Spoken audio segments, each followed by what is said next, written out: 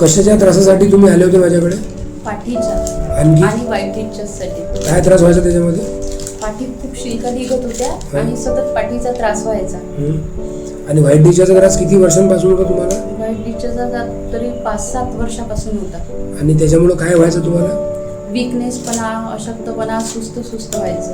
बरं, त्याच्यासाठी मग बाहेर कधी ट्रीटमेंट घेतल्या का तुम्ही मला सोडून? नाही, बाहेर घेतलं नाहीये. होमिओपॅथिक मेडिसिन सुरू केल्यानंतर किती दिवसांमध्ये आराम पडला त्याला?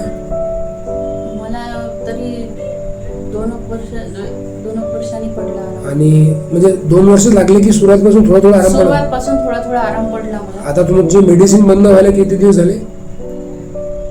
आता मेडिसिन मी आता 1 महिना झाला बंद केली. आणि काही त्रास आहे का तुम्हाला? नाही, आता काहीच त्रास नाही. किती% बेटर वाटते?